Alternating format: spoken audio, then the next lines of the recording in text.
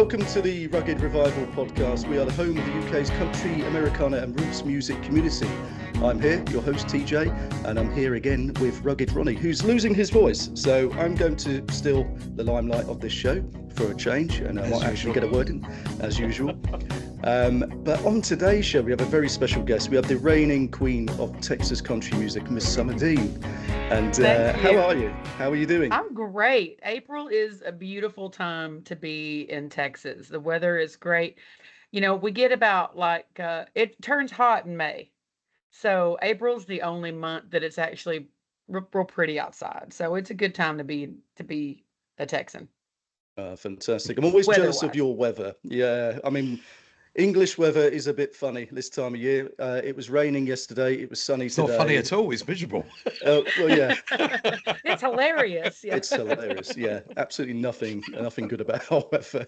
Anyway, so welcome to the Rugged Revival. Really appreciate you coming on. And I think a good way to kick things off, we ask everyone that comes on the show, is perhaps if you introduce yourself and tell the listeners how you would describe your music. Okay. I'm Summer Dean. I'm a seventh generation Texan. My music is country music in its most, not its most, I would say country under the subgenre of honky tonk and songwriter. And we play Texas and we a lot, and we we tour the nation a lot. We've been to England and the UK, and it was amazing. And my country music is for adults, not in that it's like triple X or anything like that. And that I'm not like a man hater that's going to talk about keying some guy's car because he cheated on me or something. You know, it's a little more authentic and vulnerable in that. You know, it's for women, not girls. You know. Good to hear. Yeah. Is that good? Yeah. Perfect. Perfect. Yeah, that's fantastic. And we mentioned you are the reigning queen of Texas country music. So we've had a few nicknames on the show already with previous guests. We've had the Mountain Mama, the Queen of Appalachia, and we had Presley Hale on the other week, and Yeah, we coined I love her the Texas Belle. So I'm so glad we didn't say she was the queen of Texas music.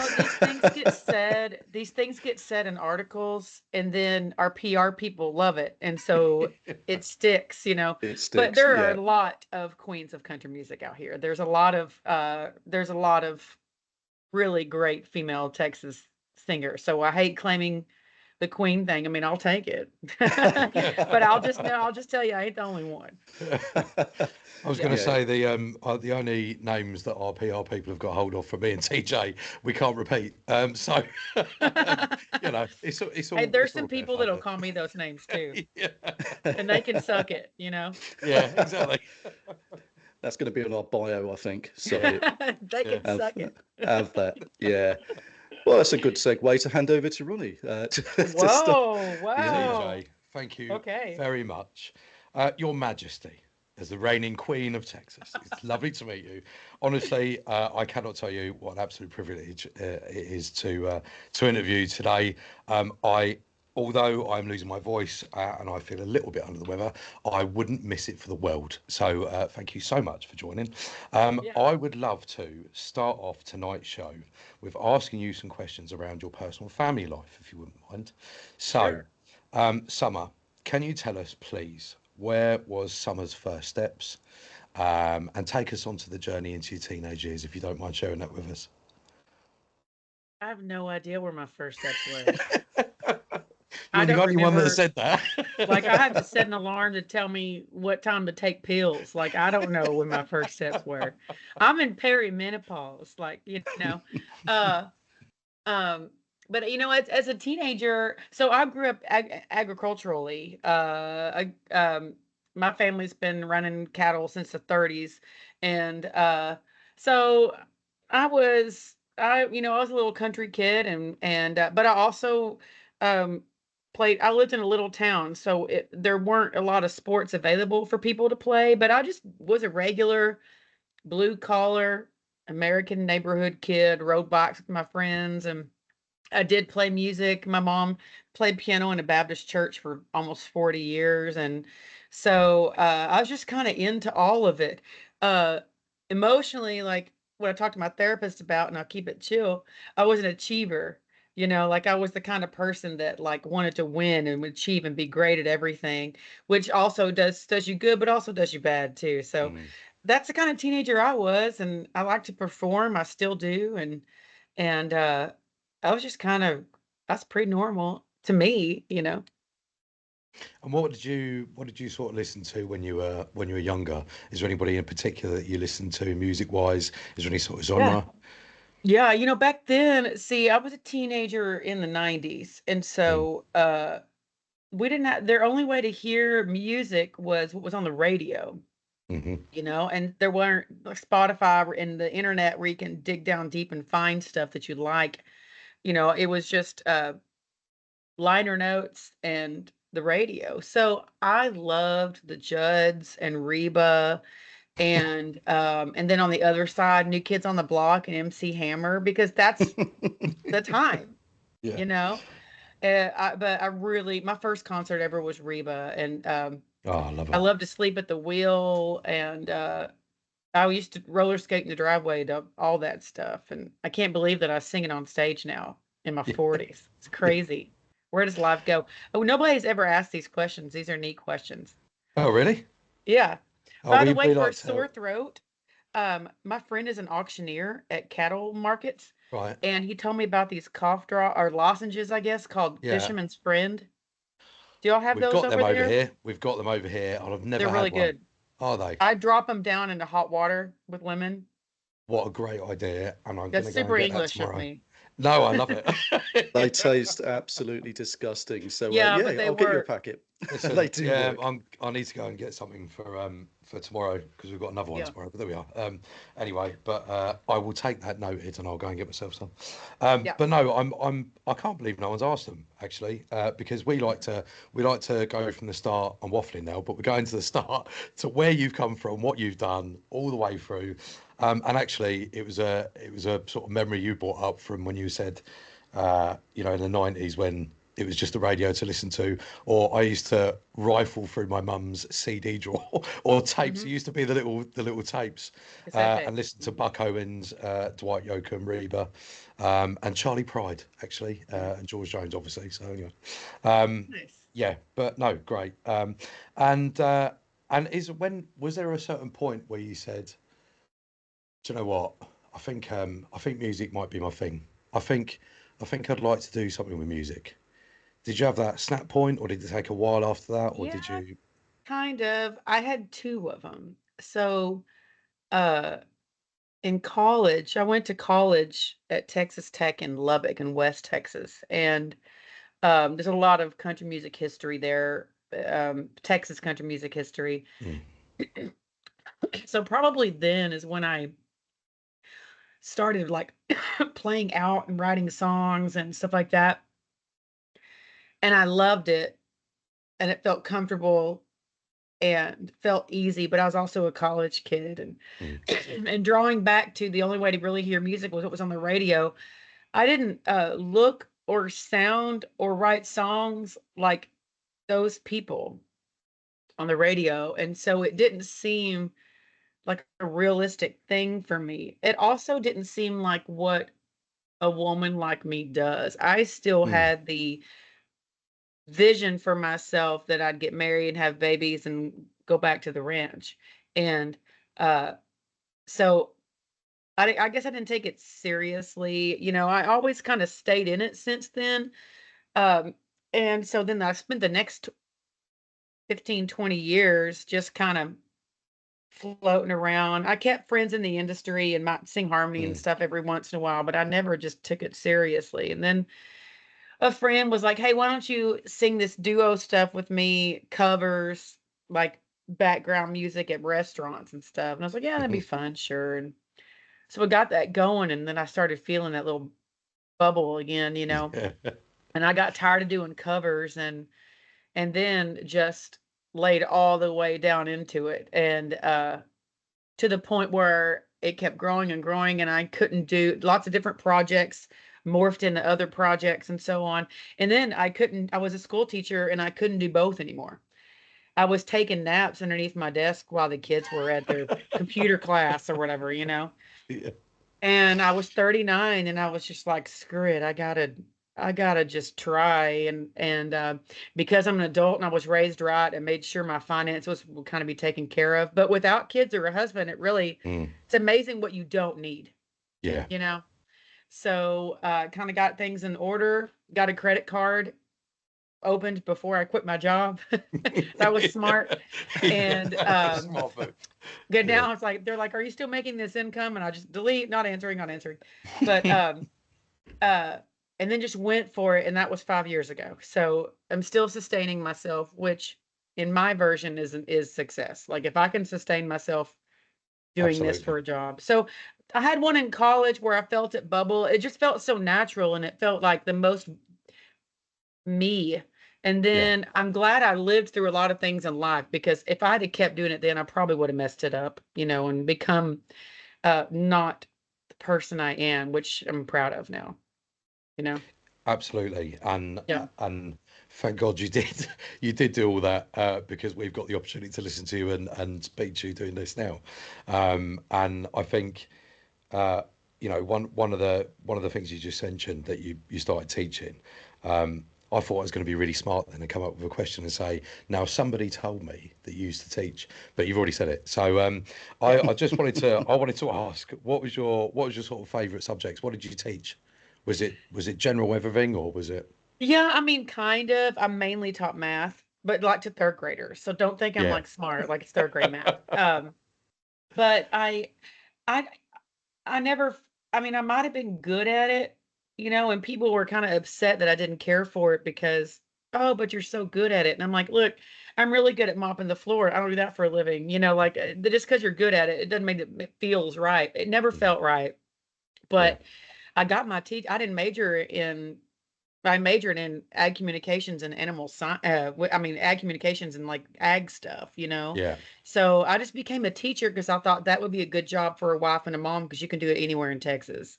Like I was literally setting myself up to be Yeah. this person, which is a wonderful life, but it just never felt uh comfortable for me. I always It just felt like wasn't Summer Dean. It's it not a Summer wasn't, and Dean. I No. couldn't figure it out. For a long time, I thought that maybe there was something the matter with me because I wasn't lining up the way I was supposed to. I wrote a lot of songs about that. Uh, but we've come through it now, and now I'm landed there. But I mainly taught math to little kids, and they comment on YouTube. That's my math teacher. It's cute. That's brilliant. I'll ask you some questions about. You can give us some gossip later, because we love some gossip on this show, Summer. So I'll I'll ask make you some some up. questions Let's later. start some Yeah, rumors. please. Yeah, yeah. Just Yeah, spreading rumours, and yeah, why not? yeah. There was a comment I wanted to come back to when I saw you being interviewed a while back now. And I thought it was an epic comment. And you said, "I'll quit my 9 to 5 to work 24/7." And then you said, when you were doing your introduction there, this isn't chick country, this is woman country. And Yeah. that has stuck with me for the whole time after listening to that interview that was done. I think it was on YouTube. It really stuck out to me, but I just love that part of, I quit my 9 to 5 to work 24/7. And you're Yeah. like, yes, Yeah. exactly. Yeah. Well, it consumes you, anytime Yeah. you jump off as an entrepreneur in any business, uh, it consumes you, especially like not, especially being single with no kids. It's really like that's where I put 95% of my energy and my thought process, my conscience, all of it goes towards this career. And so, yeah, if I'm not doing, I'm thinking about it all the Mm. time. And so I write everything off on my taxes, everything. I'm like, when am I not working? Yeah. Yeah. So Yeah. everything I is love written that. off. That's brilliant. Yeah. Before I hand over to TJ, because I know I've been taking so much of your time up No, I already, love I've got it. so much to ask. But I wanted to ask you, do you think your sort of upbringing, and what you've been through and what you've done, because I know some of your songs that you've talked about, you quite openly talked about, which is one I'll come on to later. But in your songwriting, do you think that your upbringing, what your experiences, little things that have happened throughout your journey, do you think that's influenced your songwriting and put that into the songs that you're playing today? Yeah, 100%, especially at the beginning. Um, like they say, write about what you know. Mm. And even if a song, I kind of look at it as even mental exercises. Some songs are almost 100% autobiographical in my Mm. brain or my Mm. experience. And then some of them I consider my existence and my conscience like, and there's all these little spokes and paths coming out of it. And I will connect to one little thing and then like open that room and just go all the way in it. So everything starts really, I have to connect to something in it, Yeah. and so everything starts there. And so, yeah, usually, it's all autobiographical. I may take poetic license and exaggerate or Mm. extend, or like I have a song, She's in His Arms, but I'm in the Palm of Her Hand. And it's this story about being in San Antonio and seeing this magic woman and uh going into her thing, and she's telling me about this relationship that I had that I ought not be in, and that's the story. And the real life thing is like it wasn't in San Antonio. I just was feeling that kind of Mm. Tex-Mex vibe, and when I wrote it, I don't know, maybe I just had a show in San Antonio that I liked or something. I don't know. Uh, and I did see a magic woman, like a medium person, but she wasn't in San Antonio and she wasn't on, so Yeah. like Yeah. it's all kind of true, but then you make it a story. And but that's just songwriting, storytelling, Yeah. you know. And So I think I mentioned it to one of the artists before. I love listening to um, singers, songwriters that you can really follow them on that journey. No matter what happens, there's always, and if you can connect with some of the songs, which are, again, I don't want to steal the limelight, but some of the songs that I'll mention later, you can really follow that on a journey. You think, yeah, that means, and you can picture it, and it's like you just said, storytelling. You can picture it in your head. You're there with that. You're there with that singer. So thank you for sharing that with me. I'm going to well, shut I up. like that you say that you picture it. To me, Yeah, that's the difference in elevated songwriting. yeah, You know, not every you can only break the rules if you know the rules. So mm, some songs completely follow the rules and they're great. Like Chattahoochee, like that song follows the rules and it's a yeah, great song, right? yeah, And then on not a higher or lower, but on another level, Willie does it great. Like he can freeze moments yeah, and you visualize the entire thing and he just said like three words, like but you know what's going, like you can relate to yeah, it. And I kind of think of it as this full circle, and I try to talk to fresh songwriters about it. Like if you want, if you're writing in that kind of vibe, like more of a poetic vibe, mm, like you think about what you want to say, go on the other end of it and say it so that they picture that. Like, don't yeah, say there's a girl in a red dress. Like maybe you can, you want them to picture the girl in the red dress, but what can you say to make them picture that versus saying it? And yeah. but I think that's fun. So I'm glad you're talking about visualizing because I Absolutely. do I do try to do that. It's fun and it's also a bit magical, and I love Oh it. gosh, it's so fun to write too. You've got to have that skill. You've got to have that, and people can follow you on a journey. So, right, over to TJ. I'm going to shut up now. Thank you so Don't much. shut up. I mean, our job is to talk right now, right? We're Yeah, it's all at right. work. Yeah, We're not very good at it, though, me and Ronnie, but we'll give it a bash. I completely agree with Ronnie. We weren't actually speaking about this earlier, but I was in the car listening to your music, just doing a bit of research. And like you say, it's very clever songwriting, and I completely get the imagery. For me, it was quite cinematic, some of the songs, and I could picture myself in certain places or certain times. And, I think music is, like I say, really clever when you can do those sort of things. And it's country music for grown-ups, like you say, which is fantastic because I'm getting old now, and it's great to hear that type of music. And for me, it's interesting to look at your career.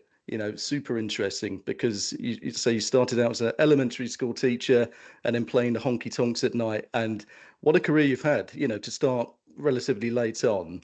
and to get success so quickly. I know there's lots of people out there still grinding and still putting in, the time. So it's an incredible achievement. How did you go about it? What's your secret, if you can tell people what your secret might be? Well, if there was one way to do it, everybody would do it. Like, it's not, there's no secret, you know. I got really lucky. Um, I got really lucky in that my first main single to come out was a duet with Coulter. And that, I think, uh, allowed me to make a big leap at the beginning. Because I don't think, without that, I don't think I would have been able to climb whatever ladder. Like, it's weird to think of me as successful for myself because I'm constantly trying to keep going and keep going, and so it's good to think back and be like, yeah, but I got really lucky with that first song with Coulter. And I know 100% that's what allowed me to go a little faster at the beginning. And I will forever be grateful to my friend for doing that with me.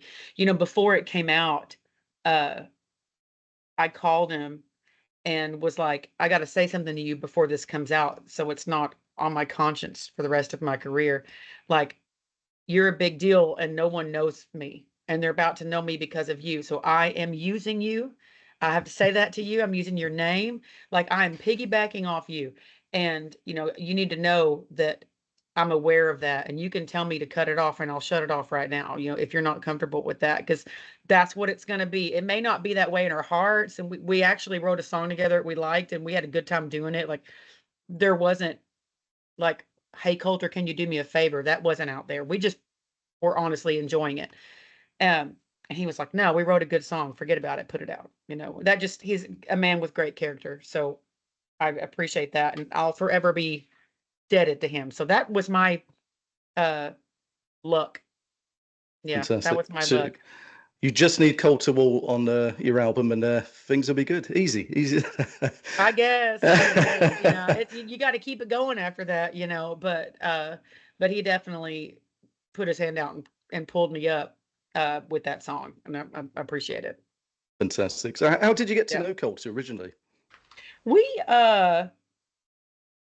met at a festival that we played in Austin at a green room, and weren't really familiar with each other. Just kind of hit it off as buddies that are lovers of the land and cattle and cowboy way of life and stuff like that, and just became friends that way. And then kept getting back together, finding ourselves in the same on the same project and things like that. And so yeah, my friend did a soundtrack for a movie we both had songs on, and so it just kind of kept lining up, you know. And so we just Awesome. became friends through the scene, through the cowboy music scene, I guess. Yeah. Fantastic. He seems like a really laid back dude, and yeah, a real likable guy. Yeah, So he's a good that's stand-up guy. Yeah. fantastic. So let's delve into your music then, Summer. So, like you said, we started with your debut EP in 2016, so relatively, recent still, and Yeah. you've just been on fire since. So 2016, 2021 was your first album where your track with Coulter was on.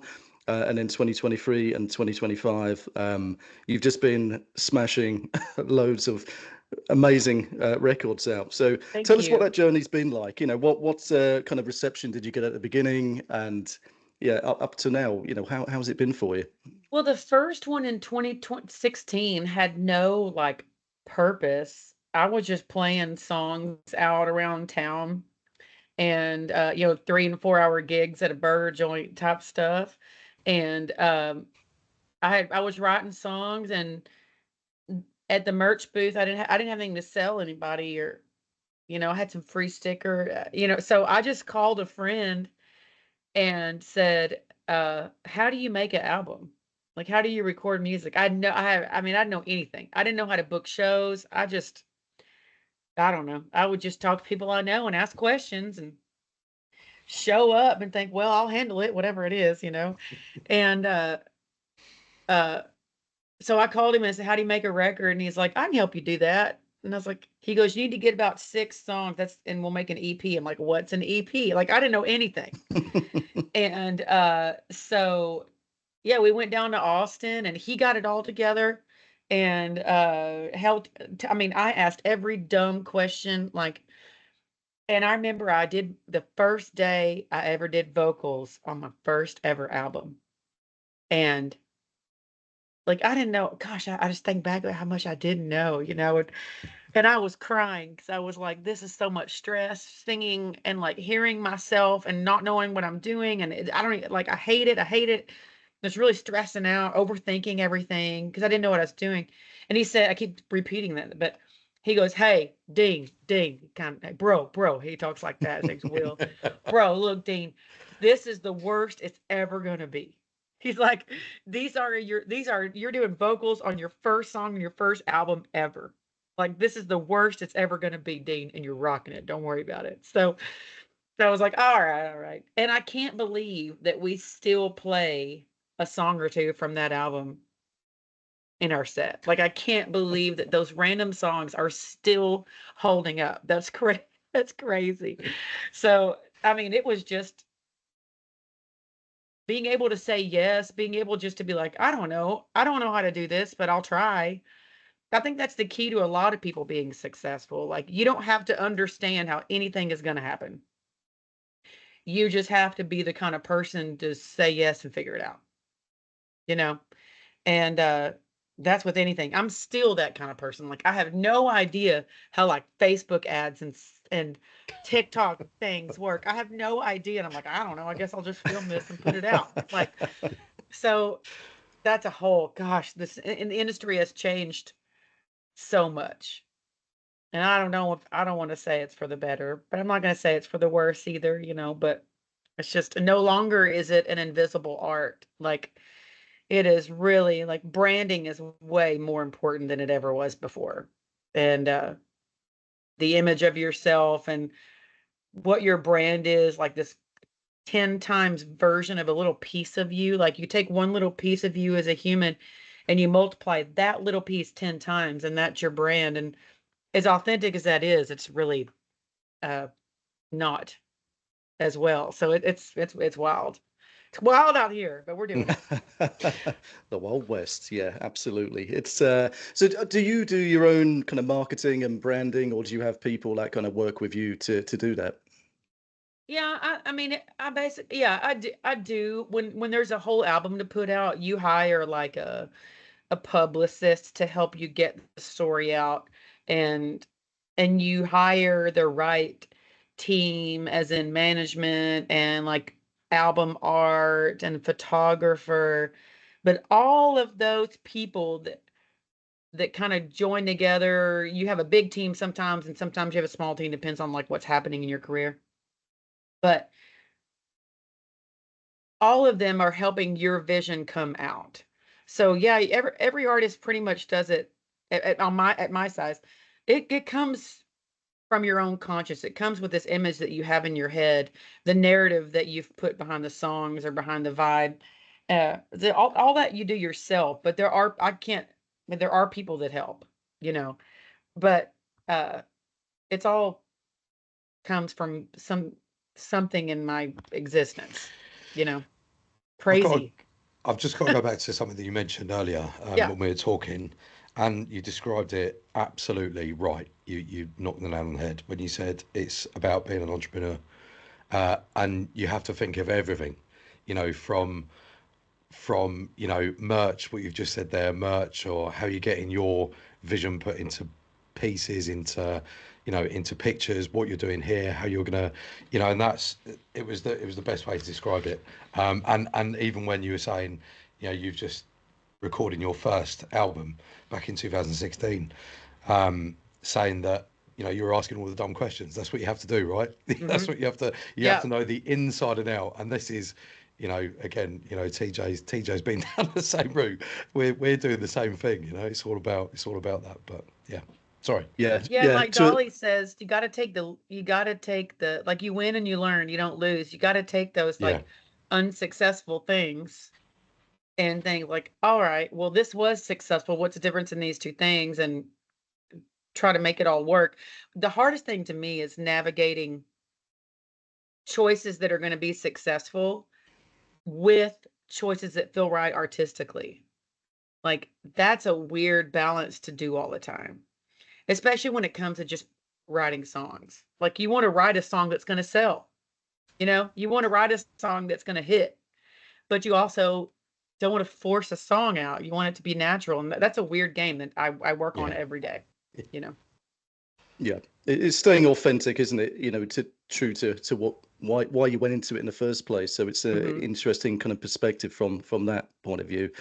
Um, Fantastic. And I was listening to your latest release, "Somebody's Knocking," which is a cover, isn't it? I think Yeah, of an '80s song.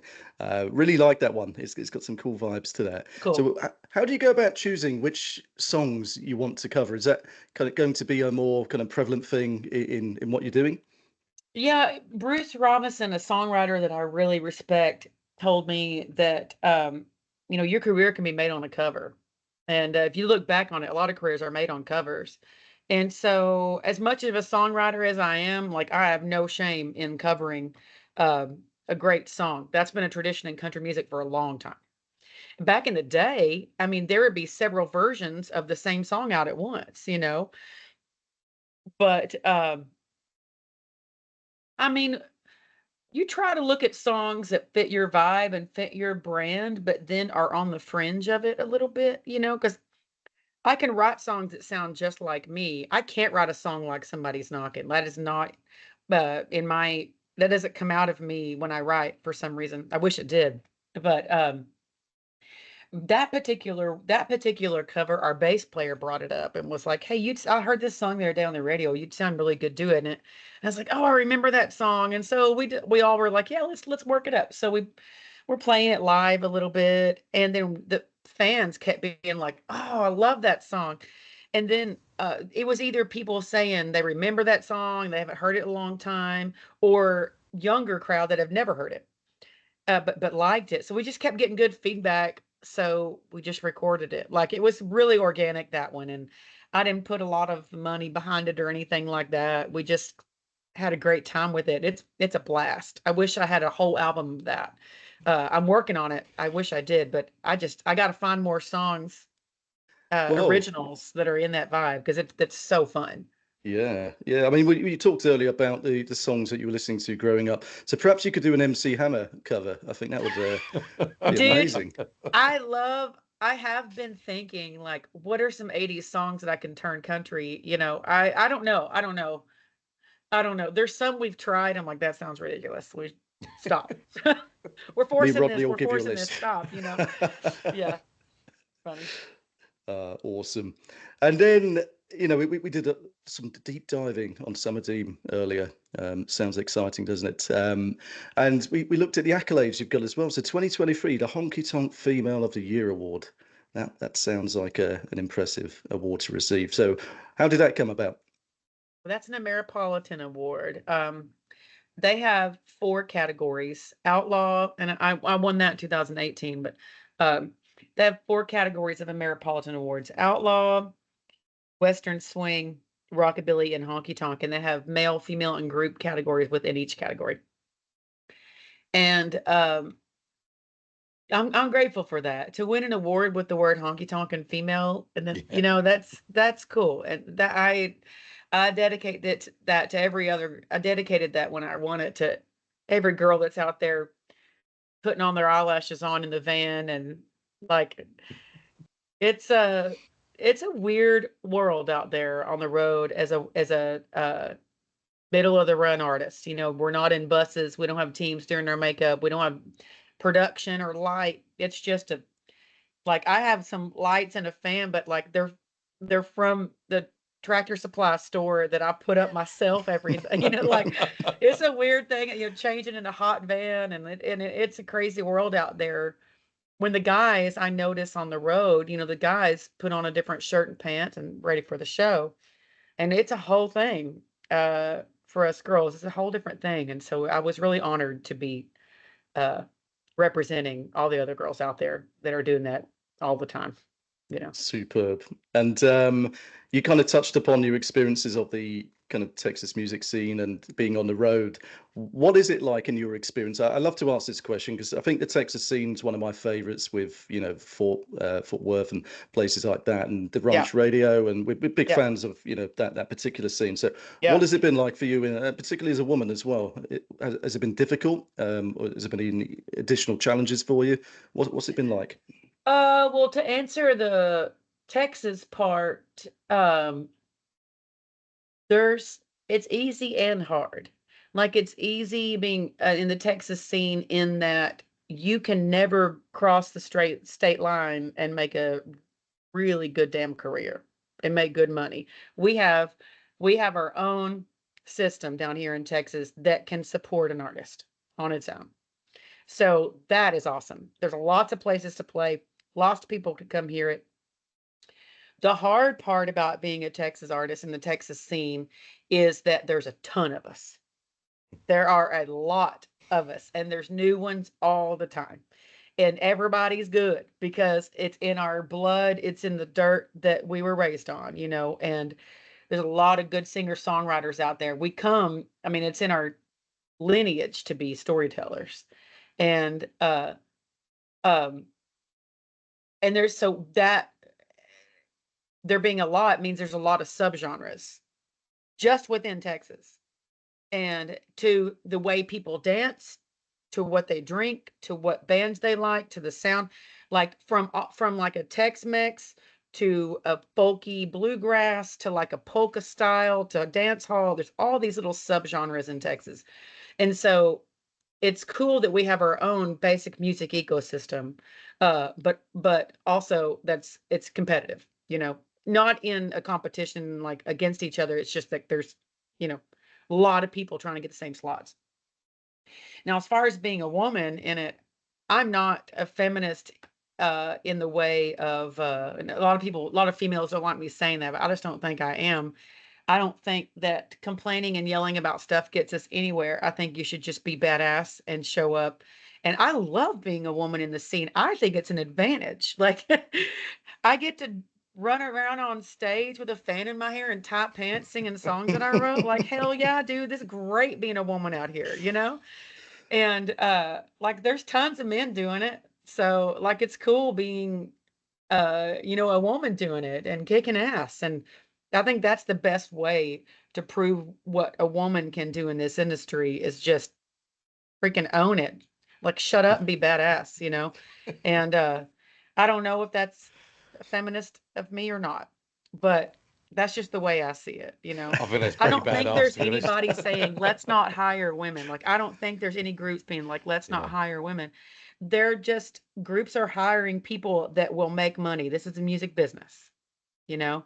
So in, instead of complaining about it, I just see it as my job is to make sure that help women be the ones making money so that we do get the bills. You know, that's all it is to me. Is I just see it as a challenge to rise up on, not necessarily uh you know, a problem. But I'd have gotten yelled at by some women for for behaving that way. I don't know. I'm just trying to be natural with my own thoughts. I think some of it was I was raised around a lot of really strong women that we didn't even see ourselves as being any different than anybody else. There was a job to do and we did it. That's it. And so that I think that's right. Some reason I don't connect with a complete feminist point of view is it didn't matter. There wasn't any time to figure it out, you know, so you just had to do it no matter what. Solve the problem. Superb. No, that's a great insight into that from you. So thank you for that. Please know that's just mine. I don't know if I can speak for other women on there. No, absolutely. It's Yep. it's your truth, isn't it? So it's fantastic. And we've seen a lot of your videos and we love your style. I think Ronnie would love to get into a pair of tight leather pants. I don't think you're able to do that anymore, are you, mate? I just wear those Where has this come from? I I mean, just yeah, wear if the you want me to. spandex, you know. Yeah, absolutely. Yeah. I The just make hard it thing up on the is fly. you get all sweaty. You get all sweaty, and you can barely get them on and off. Yeah. That's the problem. Summer, if I got up on stage wearing a pair of them, I think I'd make everybody sick, to be honest. Hey, But you that's don't know art, until you man. You're try, do doing you? something. Yeah. You're getting a reaction. You're doing something, you know. Exactly, yeah. I'm just getting sick thinking about it, to be honest. Yeah, Let's move exactly. on to the Move next on. question. Move on. In fact, I mean, this is actually no. I wanted to talk a little bit about your tour schedule because it just seems insane. You know, since you released all of this music and you're doing what you're doing, some of your tours over in 2023, when you were touring Texas, you went over to Australia, and then you come over to the UK all in one year. That's you must have been extremely busy. So yeah, tell Where us were a little bit we? about that. Where That were was we? a Yeah. wild. That was a wild year. Yeah, that was a wild year. I kind of I kind of see touring and like and career stuff in cycles. Like there's times you're going forward and it's like push push, and there's times you go back and grab stuff to go forward. And so on the year that in my mind, on the year you release an album, uh that's when it's just go go go. Yes, yes, yes. You've got that publicist putting your name out everywhere, your team's working hard. You know, that's when all engines are pumping. And so your name is in the air more. And so you're going and saying yes and doing and doing. And then there's seasons like I feel like I have now, which other artists would be like, oh, she's so busy. And I feel like I've had like a chill year, you know, this year. We're playing Texas a lot more and not touring for a month or two at a time, just like 7 to 10 days at a time. So nothing crazy. And so I considered, you know, this a year I'm going to stay home, not spend as much, write more, record more, uh, think about the next 5 years. And because, like I said a while ago, you know, I feel like even though there's a team that gets it done, it starts from my artistic conscience and where do I see this going? So that's what I've been dealing with this year is just kind of, uh, I feel like I'm on the back side of the circle, gathering and building, and then you have this product and you push on the other side and you just keep going like this. And that's why you can't compare yourself to other artists that are like doing badass things. It's because they just might be in another spot in their circle that's going around in their career, you know, another phase of it. So, uh, but but yeah, last year was crazy and wild, and I accrued a ton of credit card debt and but I don't care if it's a great experience. You know, I gained weight. It was freaking awesome because all that meant I was having a great time. And it was really cool going over to the UK and playing those songs. It's bizarre touring overseas because you're just like, what in the world are y'all doing here? Like, how do y'all even know what I'm doing? And it's just the neatest thing to be so connected to a group, but you're just so not, you know. And on it's a weird thing to to get all stoned and think about. But that's what it felt like touring overseas to me is like this weird, distant yet connected thing, and like you're finding your people, but they're not your people. You know, it's a weird. It's kind of it's like when you get a new car and you know how to drive and you know how to work the radio, but there's all new buttons and it takes you a minute to do like, wait, I'm doing the same thing I always do. I just need to figure out how this works. That's what I feel like when I'm touring. Like Mm. I'm doing what I do every time. I've got to deal with it in a different car and learn how this system works. But man, the UK is the best about buying merch. I always sell a ton of merch to you Yeah, guys. yeah. Trucker hats. I cannot keep Love them. trucker hats Yeah, when I absolutely. go over there, which is great because I don't want to bring that shit back. Yeah. Oops, I said shit. I don't want to bring any of that back. I remember London was the last show last time, and I'm like, I'm selling everything tonight. Like, y'all have no idea what deals y'all are going to get because I want to sell all of it. I love it. I hope I come back soon because it was a blast. You have to come back soon because we missed you. I can't It believe was we weren't fun there. because we got to like, I went around with Ags Connolly, Okay. and he drove me around, and so that's the first time. Usually we're just city to city, and we don't really get to see uh what it's like there on the road, but with Ags we got to drive from town to town and from city to city, and so it was really neat just to see what life as a touring musician was really like over there. It was cool. Awesome. What was your favorite place in the UK, if you can remember?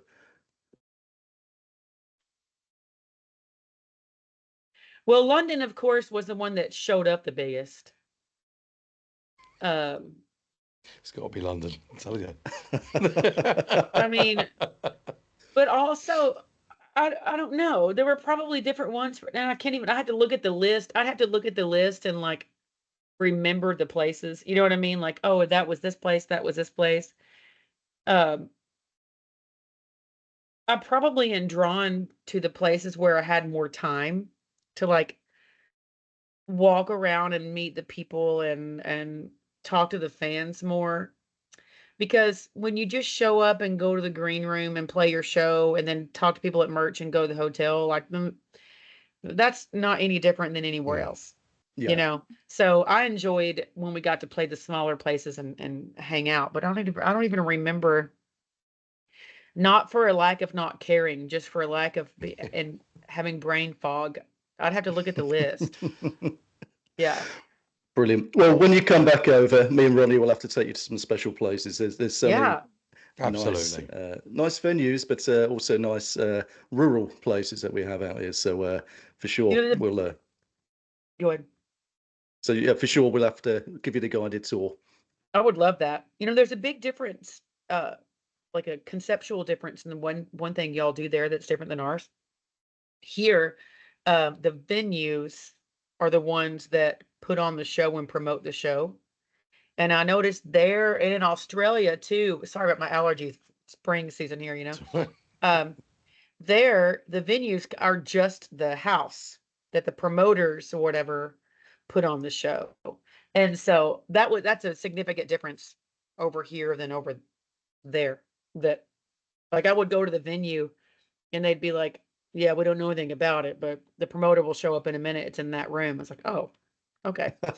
So, but yeah, it's the venues that do it here. Yeah, It's we've got interesting. some quirks over here, to say the least. Oh, I don't think there's a right and wrong way. There's just different ways, you know. Yeah.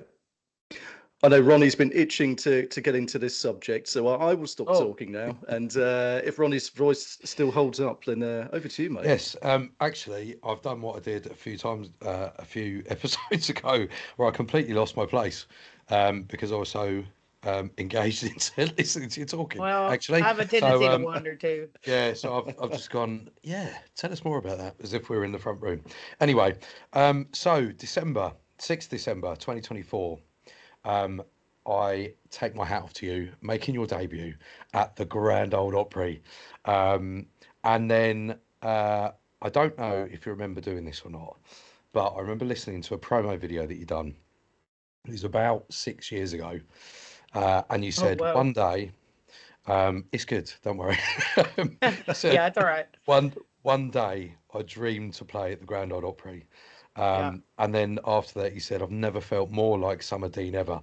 But not only did you make your debut on the 6th of December 2024, you are playing there again on the 15th of May 2025. And it's for the Opry Country Classics, is that right? Hmm. Yeah, I cannot wait for that because I am all over the Grand Ole Opry, Yeah. and I look at their Facebook, their live streaming that they do. Um, so what's it like feeling like Summer Dean now when you've done the Grand Ole Opry? I just feel like I could quit and be fine, you know? Like Can't everybody's do like, that. "Well, what now?" And I'm like, "I don't care." You know? I did the Opry. Like I really would like if it if it all ended for whatever reason, I don't feel pressure to keep going just because I did what I never thought I would do.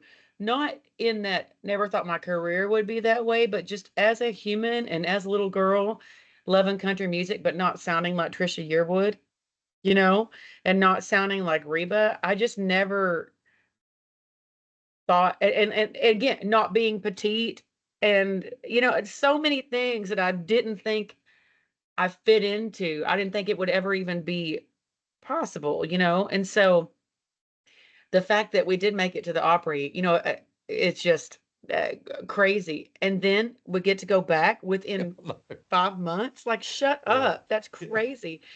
And it's just beyond. I think that's probably why I feel really chill these days because I'm like, I already did it. I already did it. Like, I don't care. Been there, done that. Completed it, mate. Yeah, I did the main thing. Like, the only thing I think, not the only thing, but, you know, there's some things that, like, if they happen, I'd be like, oh, you know, holy shit, is like a working with some artists, like working with Reba or working with something like that. I'd be like, oh my God, Oh what am my I doing God. here? You know? Yeah. But there's a funny story about the Opry thing. I'm gonna walk you with me because I should have plugged my computer in, but now you're going to see my house. Um, there's a funny story about the Opry. So it's been my dream for so long that I used to do this joke on stage, and I would be like, well, I would like to announce that I finally booked my first set on the Grand Ole Opry. And everybody would be like, oh my God, that's amazing. Oh. And then I'd say, well, like I said, I would like to announce that. Like, it's not true, but I would like to announce it. And it was just a joke. And so one time I did that joke, and my booking agent was in the audience. And did I have this on? Just making sure I don't lose you. Hold on. Yeah. And he came up to me after the show, the booking agent. He was like, I'm gonna get you on the Opry. He's like, it may take me a long time, but you watch, I'm gonna get you there. And I was like, okay, whatever, dude. Whatever. I'm just singing songs in my overalls. Like, shut up, you know. And so year and a half goes by, and every time my agent calls me, which we talk almost every day, you know, every time he calls me, for those people listening, the agent's the one that books your shows, not your manager. Well, manager does too, but the agent's job is to book your shows. And my agent would call me and he'd be like, do you want some good news? I'm like, is it the Opry? And he'd be like, no, but it's this, you know. And every time, you want some good news? Is it the Opry? No, Summer, it's not. And one day he said, you want the good news? Like, yeah, is it the Opry? And he goes, no. And I said, one of these days, Chris, one of these days, I'm going to ask you this and you're going to say yes. Dude, the next morning. And he knew it at that time too, he just couldn't tell me at the moment because contracts weren't like completely set. Yeah. The next morning he called me like 7:30, way earlier than we normally talk. I was like, uh-oh, something's going down. There's a problem, you know. I answered. He goes, do you want some good news? And I was like, oh my God. I go, is it the Opry? And he said, yes. And y'all, I fell to my knees, bawled like a baby. Oh, yeah. And he's like, he cried too, you know, he's like, gather yourself. And I'll call you back. I was like, oh my God. Yeah, I just can't believe. And because I've never, I hadn't celebrated anything in my life yet. I hadn't gotten married. I hadn't had kids like this. It was crazy. So call my mom, didn't answer. Call my dad, didn't answer. Call my brother. And I was crying so hard I couldn't even talk. I was like, I booked the Grand Ole Opry. My brother screams and he yelled it out to his he owns a meat company and he yelled it out to everybody to come. My sister's gonna be on the Grand Ole Opry. And I was like, well, I need to tell you, it's a secret and I can't tell anybody yet. But whatever, your office knows. You just done it now. Yeah, and so since that day, I just considered it my wedding, and that I was marrying country music. I already had it in my heart, but that was my wedding. And so my friends got me a bouquet, and and they all came, and they wore red, and I wore red. So it was my marriage to country music that night. And we celebrated so hard. Like, I bet there were 150 Texans that flew up because it was during Christmas, and so a lot of people used it as like a little vacation to Nashville, and we partied hard. There was even a fight after. Like, it was magic, and it was just the best night. It was the best night, and then the fact that they invited me back, it's just, this time I'm going with just me and like my tour manager. This time I want to be quiet and take it in, and And instead of such a big celebration and an entourage with me everywhere, this time I just kind of want to take it in and listen more this time, So I'm excited. That was just an epic story, and the way you've just described that, to say it was your marriage to country music has just made my year. Let me tell Yeah, you, yeah, that is absolutely awesome. yeah. Is there anything from being there for the first time? Is there anything that really sticks out in your mind that you saw that you can share with us that normal people wouldn't see, normal people wouldn't see behind stage, Yeah, or yeah, there's a you know? couple of things that a normie would never get to experience or understand, I guess, unless somebody told you.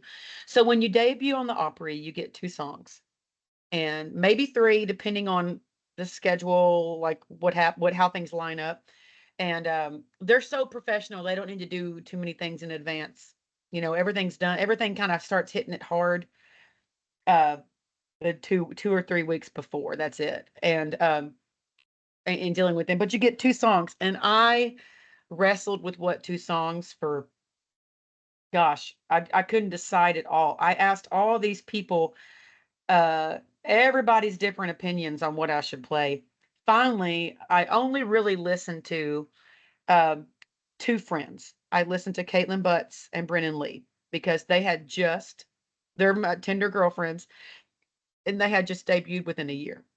And they all said, only pick 2 songs that, like, screw everybody else. Screw the crowd, screw, like, anything you need to prove, and just pick 2 songs that you wrote that you love, that, like, if some major person was in the audience, you want them to see what you do best, you know? And so it's like, you're right. So I just picked 2 songs that I thought were well written and different from each other that I could sing in my sleep, so I can be incredibly nervous and still not screw it up because it just is automatic for Mm, me. And then another thing the Opry does is they only let you bring 2 players. So there's an Opry band, which is incredibly mm. better than any band I'll ever play with. But you get to bring 2 players. Well, at the time, my band was 3 players and me. We were just a 4-piece. So what am I gonna do? Leave one person out? Mm. So, okay, so when we booked it, uh, she emailed back, that my agent emailed back, "Can Summer bring her full band? It's a 4-piece. And can you book her on a night when Connie Smith is there? Because she's my hero." Mhm. And they're like, "We have no idea about Connie's schedule. Can't guarantee anything. And I don't know about the full band. We just do 2 players. I don't know." And so I emailed her and I was like, "Look, I know it's just 2 players, but these guys have been with me for 7 years. I'm just asking for one more player. They're the reason I sound the way. I owe it to them to ask you one more Yeah. time if I could bring 3 players instead of 2." And she said, "Sure." So I got to bring my whole band.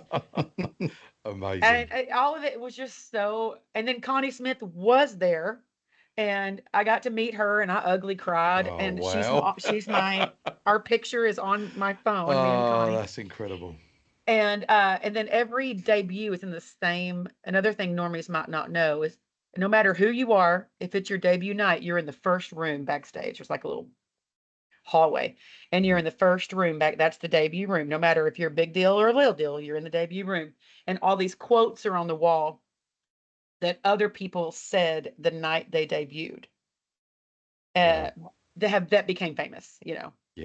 And so at the end of the night, they give you a piece of paper to write down what your quote will be if you ever get famous, if they put yours on the Yeah. wall. So that was pretty cool that normies may not know exists, that That's goes on back incredible. there. Yeah. Pretty neat. That is, it just sounds like an absolute dream. And you're going to do it again Yeah. in May next month, actually, Yeah. Less than a in month a away. few weeks. Yeah. Yeah. And we wish you all the very best for that. And Thank that's you. about your country. That's the country classics, isn't it? Yeah. So I'm Opera going to do country Somebody's classics. Knocking because that's Yeah. a cover night. Yeah. Brilliant. Yeah. So they called can't believe this words, the Opry called my agent Yeah. and was like, "Can Summer come back? I just heard her cover of Somebody's Knocking. That'd be great for classic cover country night or whatever." He's like, Yeah. I don't even need to ask her. Just yes, she'll do it. So it's cool. I may do another song. I'm not sure yet. They haven't let me know. Okay. Yeah, Let's I hope don't they know. do. Let's hope they do. I I'm hope so. honestly, I'm Yeah. so excited to watch it. We can't wait. I'll be like a weird fan by the TV, screaming, shaking, and waving. I know her. I know her. Yeah. Anyway, so, Crazy. anyway, so as we do on the Rugger Revival, we do a bit like, I don't know if we've got a leaf out the Grand Ole Opry's book actually, but we've started our own playlist, and it's exclusive for our podcast guests and artists that we meet on the road. Can you tell us 2 songs you'd like added to that playlist that reflects your work, so our listeners can check you out more? Yes. And I'm gonna and Is one. it as good Okay. as the Grand Ole Opry? I It's up mean, there. yeah. I mean, okay. So there's a guy I'm gonna add to your playlist on Spotify, right? Yes. Or okay. Um, that does not play outside of Texas, but he is the GOAT of Texas dance hall music. That's living. The original GOATs are unfortunately at the Forever Dance Hall in heaven. But there's a guy named Jake Hooker, Hooker, Jake Hooker. And he is the king of the Texas dance hall down here. And I mean, thousands of people come out no matter where he's playing. And they're even like the Texas country people that are Texas country, like we're talking subgenre of subgenre. His name's Jake Hooker, and he's so, so good. So I would like to add a song of his on there, and I'd like to add one called Rodeo Man. Jake Hooker, Rodeo Man. I'd like to add that one.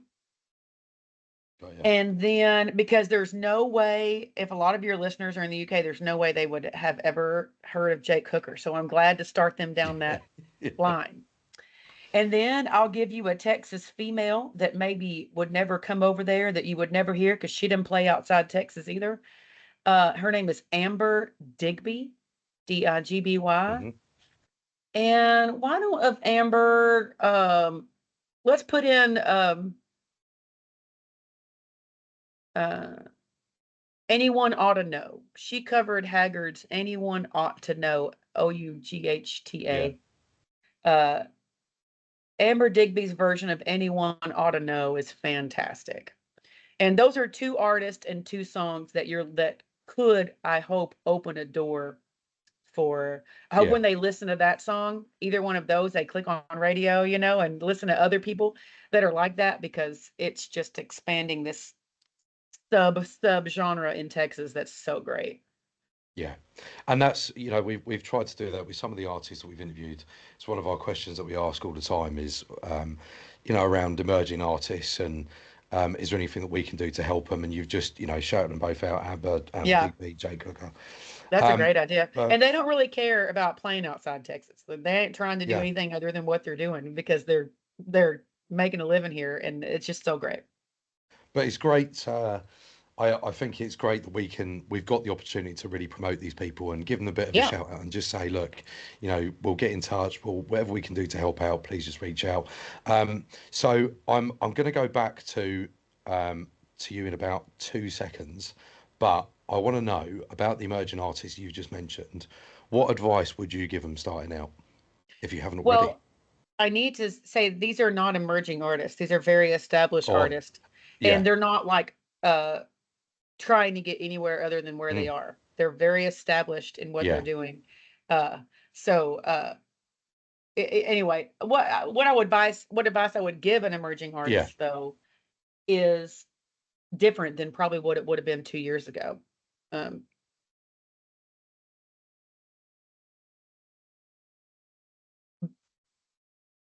I guess one of the main advices I would give is um,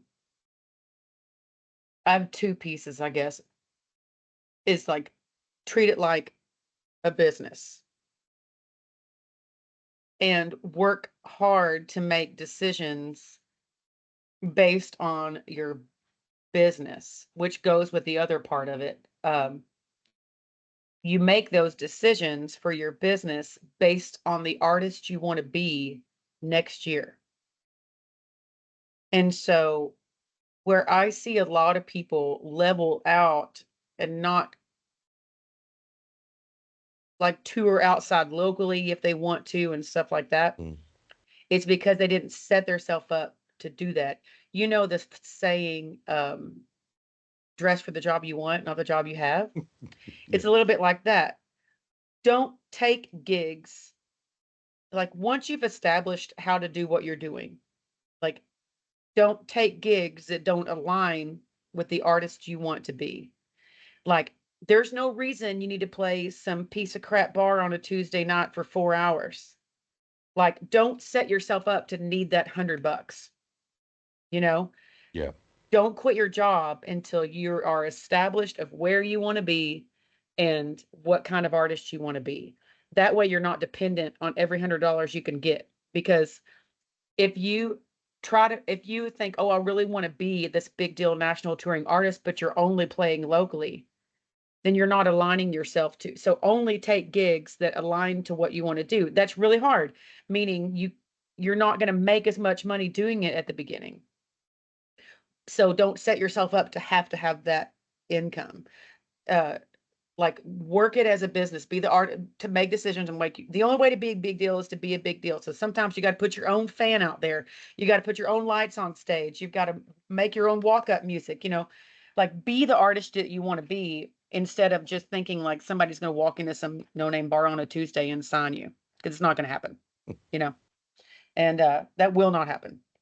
So don't think like, oh, I'm going to put this album out and I really hope a label signs me. No, it's not going to happen. Just act like it's not going to happen. I'm not saying don't manifest that and all that, but like you can't treat your daily work decisions based on that. You've got to just be the artist you want to be. Labels, management groups, all those people, they want to see what you can do on your own before they're going to invest in you.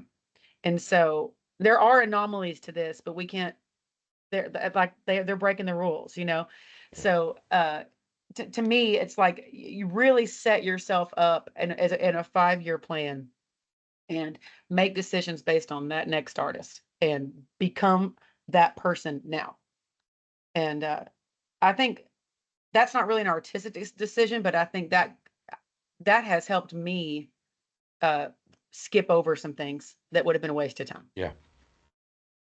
Yeah. That's kind of a serious answer, but it's a real answer. That is real answer. That is a real answer, and it's good sound advice, you know, for people that want to be where you are, want to get to, you know, the top heights. They want to go and do it. You know, we speak to people all over the place. You know, UK artists, American artists, all over, and you know, there's a lot of people struggling out there as well, to try and make, their next career move. And just being able to put all the advice that we've asked artists like yourself, you know, just putting that advice together, saying, you know, take some notes from this, you know, because they've done it, you know, you've done it, flying the flag and won a t-shirt, you know. Well, you know, we talk about this in the van because people ask us all the time. The people come to our shows and be like, "Can you have any advice?" And notice I said, once you've learned how to do what you're doing. There's some really young artists, especially in the world of TikTok, where people can just get picked up and discovered. You know, that's not longevity. If it is longevity, you're really lucky, you know.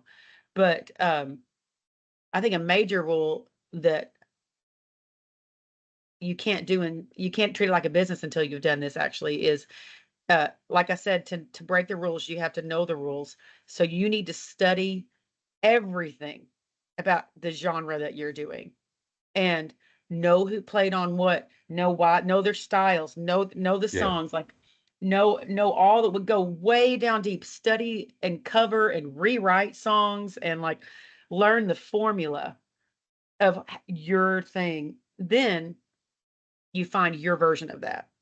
But some people skip that learning your formula and just do what they want. And it doesn't have any longevity because there's no legs. It's just like this thing floating around on its own. Everything has to have roots to grow. And if you don't learn the rules, then you can't break any of them in the smart way, you know? Yeah. Sound advice. Thank Yep. you for sharing that with us. Yeah. TJ's got his own views. I don't want to get him started on TikTok, but he's got Oh, his do you own. disagree? He's got his own views on No, not TikTok. at all. But No. we stopped mentioning it on here now. It's no But use. It's no use yeah, fighting it. It's no use fighting I it. know. Yeah. Good Lord. Yeah. So just coming back to you, Summer, I wanted to know two songs from your songs. What would you put onto the playlist? um, well, my favorites, I guess, are She Ain't Me off the Biggest Life album. I really love that song. And I'm not gonna give you the sad one. Um, oh, there's a positive song, Sun's Gonna Rise Again. That's a real positive song. We do it Yeah. last in our show because it lift up. We play everything so much faster on stage. Like on it bangs on stage. On the album, it's pretty chill. But yeah, She Ain't Me and Sun's Gonna Rise Again. Those are two different angles of writing for me. One's a real happy, like you got this song, and the other one's a sad song. So that's two different versions of how I write. So those two would be great. Brilliant. Thank you very much. Yeah. Um, I uh, I was hoping you might have said one of my favourite songs of Queen of the Clowns. Oh, I love that one And too. Yeah. I feel like that every day. Working with TJ. No, I wrote that song yeah. waiting on a date. Yes, you did. Yeah. I was listening to some of the things that you said in there, but what a great story that is with that. So, I Thank you. love it. And then and one of the one of the comments you said afterwards, this is why I just love your unique, you've just got such a unique style. Is where you went, I was just waiting around and I was like, I'm Summer Dean. Does he not know? Does he not know who he is?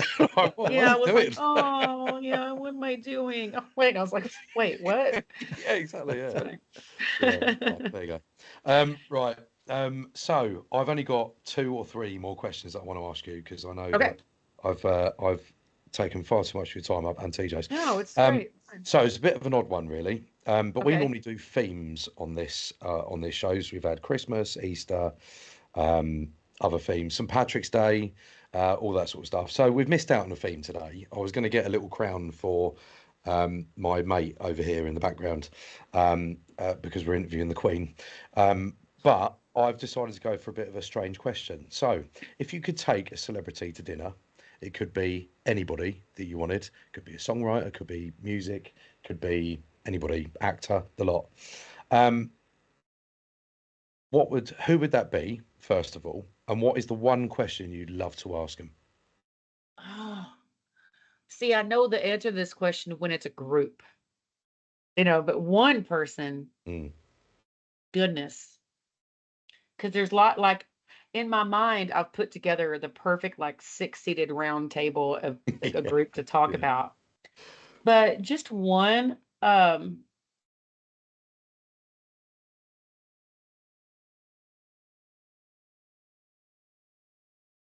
guess there's so many. There's not a wrong answer here. You want to like take your chance and do it right, but there's not a wrong answer. One of the 15 that popped in my head just now. I mean, as a Texan and as a songwriter, Willie, you know, Amazing. and I'd like to talk to Willie about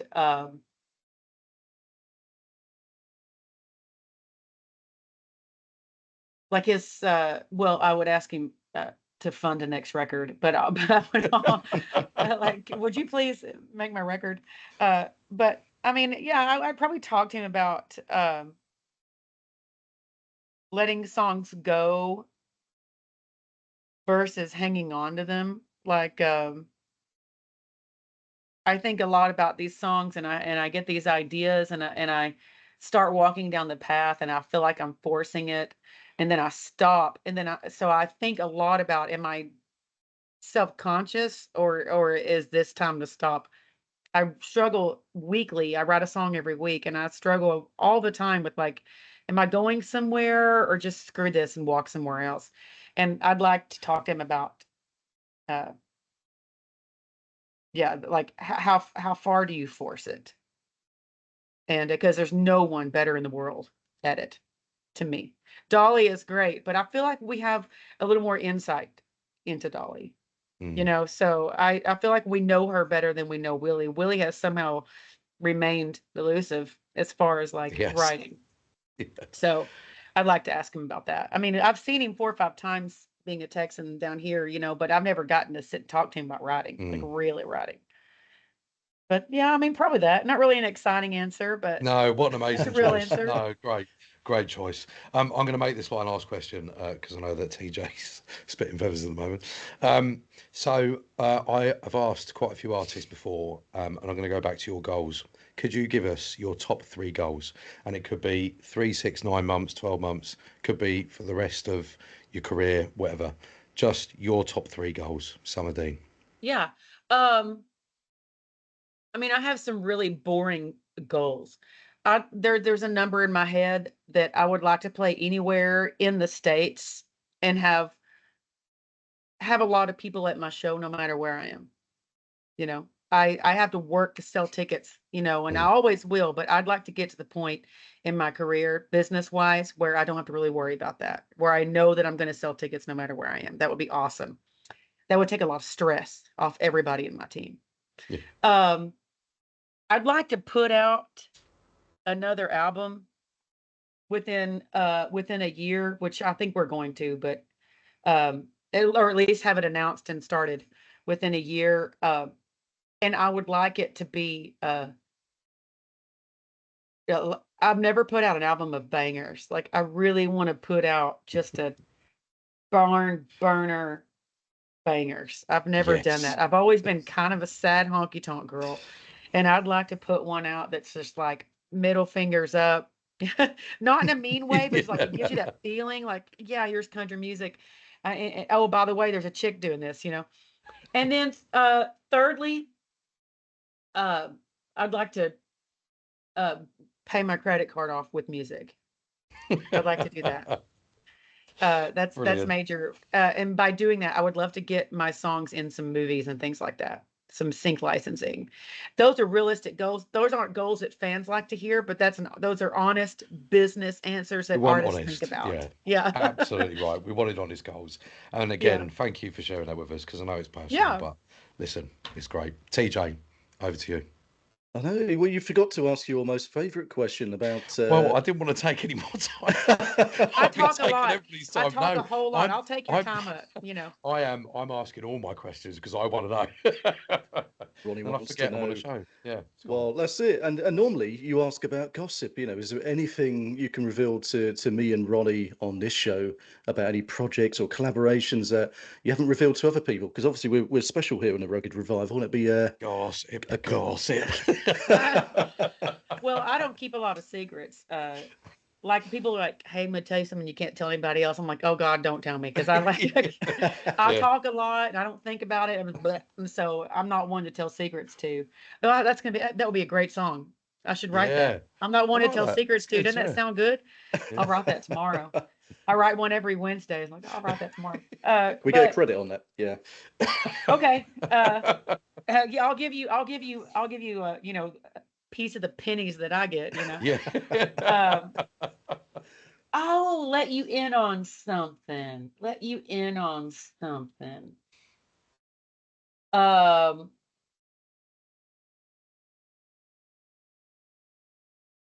okay. I know, and it doesn't have anything to do with me, but it has to do with my posse. I know 2 women that are making albums right now, uh, in genres that women haven't touched yet.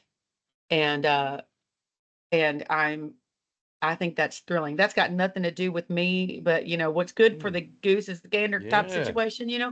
One Yeah. like one tide floats all ships. I know 2 women that are going to come out with albums later this year, um, that are in genres that are really interesting within country music, subgenres of country music, and I'm excited. So pay attention to Texas women this year because there's some That things is coming out that are exciting really news. interesting. Yeah. We'll have to guess what genre it is. Is it like a You drill heard it here rap first. country album. That'd be amazing. No, shit, no. It's Just not making that things stuff. up in your head God now, dang. yeah. No, it's not that. It's not that. Not even close, are we? No, Fair enough. I don't even consider them. They're not even in my brain. Okay. Well, me and Ronnie, I don't know how we've managed to get permission off the wives. You keep voting me in this. I don't know. I'm going to lump you in. I always with worry everything when that you I do that all the time. I know, yeah. It's how I do things. But we've got a hall pass from the wives to go to America next year, hopefully. Okay. And a question I like to ask our guests now is, where would you recommend we go and why? In America? Yeah, so the idea is to go to the places where we've had the podcast. So Texas, Georgia, Kentucky, and places like that. But being from Texas, where in Texas would you Okay. recommend we go? Okay. Now you need to remember Texas, like just one state is like one country over there, you know. It's huge. You can be going 85 miles an hour and not get across it in 9 hours. And like it takes days to get anywhere. So, but you're definitely going to go to Austin, and you need to. And you need to go to Sagebrush in Austin. And One of your videos is from there, isn't it? yeah, well, yeah, Sagebrush? probably there's a lot. Yeah. You need to go to Sagebrush in Austin and see the dancers and see that. And then if you go up to Fort Worth, go up 35 to Fort Worth. Be careful on 35 because everybody drives. It's the Wild West. Everybody drives fast and wild. Hold on. And go up to Fort Worth. Go up I-35 to Fort Worth. You got to see Billy Bob's. Go to the stockyards. And see where, you know, that's a major part of American history, American West.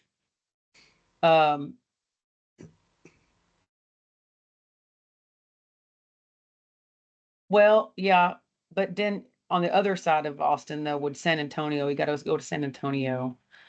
I think I would start in Texas at Austin at the Sagebrush, and then Fort Worth at the Stockyards. I wouldn't worry too much about, like, if Dallas and Houston, there's pockets there, but they're so big and city-like, you won't feel organic Texas. It is. I don't want anybody that from Houston or Dallas to think that they ain't any less Texas than anybody else. But in Austin and Fort Worth, you're going to get a little more of the feel. Yeah, the casualness. And you know, there's not as many, especially in Fort Worth, there's not as many people that have come in. You'll get a lot of people from there, you know. Fort Worth it is. I think we need more than 2 weeks by the sounds of it, Ronnie. So I wonder if we can. We also need someone to stay. We've got the plane tickets. Cool. Surfing. What else have people said? I mean, you got 2 weeks in America is what you're doing. How exciting! I know. I can't believe we've been given permission, but what are we going to do with ourselves? That's amazing. That's really exciting. I hope y'all document all that. That's so cool. Oh, we will. Oh, yeah. The Rugged Revival on tour. There we go. I don't know how much trouble we can get into in 2 weeks, but I'm sure we can do a bit. That's great. When did you say that is? When you're doing it? We haven't booked it yet, so we were just getting some ideas of where to go to start with, and I think we need to do Texas first. So yeah, now pay attention in Texas. It's hot, like biblically hot between June and September. Okay. So just know, like it's hotter. That as hot as you're thinking right now, it's hotter than that. Okay. So just so you know, like we don't get the cold, like we just don't get it. Like you don't get the heat. Like it. So just know, like this time next year be a great time to come. But if you go to when you go to the Sagebrush or the Spoke, but especially Sagebrush in Austin, make sure you tell them that I sent you, and maybe you'll get a free Lone Star or something. I love that place. That's my home.